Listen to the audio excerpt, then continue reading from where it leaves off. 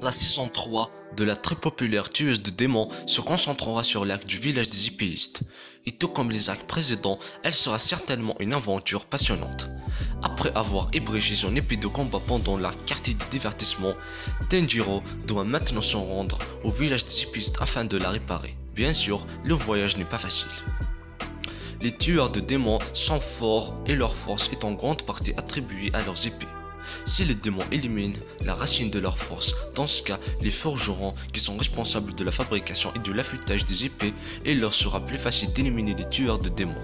C'est à Tanjiro et ses amis qu'il reviendra de les vaincre.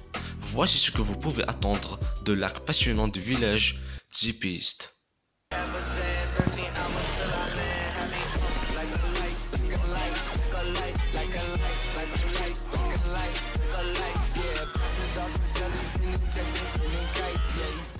Jusqu'à présent, Tanjiro a interagi avec 4 des 9 Hashira dans Demon Slayer. Alors que Tanjiro reste au village pour faire réparer son épée, il rencontre 2 autres Hashira, Muishiro Tokito, le Hashira de la brume, et Mitsuri Kanroji, le Hashira de l'amour. Mitsuri est ravi de voir Tanjiro alors que Mitsuri est toujours aussi distant.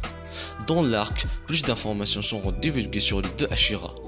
Muishiro est involontairement distant et agit souvent sur la logique, agissant sur ce qu'il croit être la plus haute priorité.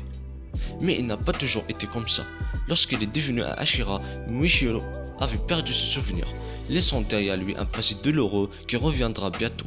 Quant à la Hashira de l'amour, la plupart des gens considèrent que Mitsuri n'est pas une menace, mais elle est incroyablement forte grâce à sa capacité à rendre ses muscles 8 fois plus denses. Comme pour Muishiro, son passé sera également révélé et ses difficultés à trouver un mari. Cet arc donnera aux fans l'occasion de voir les 2 Hashira se battre aux côtés de Tanjiro et de ses amis. Genya est présentée pour la première fois dans la saison 1 comme une tueuse de démons à la tête brûlée et à l'esprit méchant. Malheureusement, Tanjiro et Genya ne partent pas du bon pied. Tanjiro se cassant le bras lors de la sélection finale en attrapant les cheveux de Kanata. Genya n'a pas été très présente dans Demon Slayer, mais tout cela va changer dans le prochain arc. Lui et son frère le Hashira du vent, Sanumi Shinazugawa, ont une relation tendue.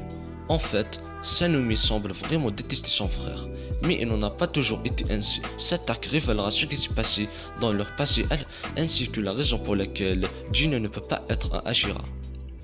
Tanjiro a rencontré son lot de démons redoutables et a affronté les démons du rang supérieur et inférieur. Daki et Gyutaro étant ses plus récents ennemis, le village est pris pour cible par Hentengo qui est du rang supérieur 4 et Gyuko du rang supérieur 5.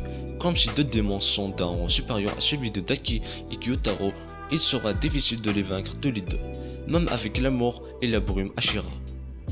La force de Hentengo vient de sa capacité à se cloner, chaque clone étant aussi fort que sa forme primaire. Gyuko est fier d'être un artiste, mais ses œuvres sont sadiques et grotesques. Il utilise des cadavres de personnes pour créer son idée de ce à quoi l'art devrait ressembler. Depuis que Nezuko a été transformé en démon, Tanjiro s'est donné pour mission de trouver un moyen de la retransformer en humaine. Petit à petit, il s'est rendu compte que Nezuko avait quelque chose de différent des démons ordinaires, en plus de sa remarquable maîtrise de sa fin d'humain. L'art du démon du sang de Nezuko est unique.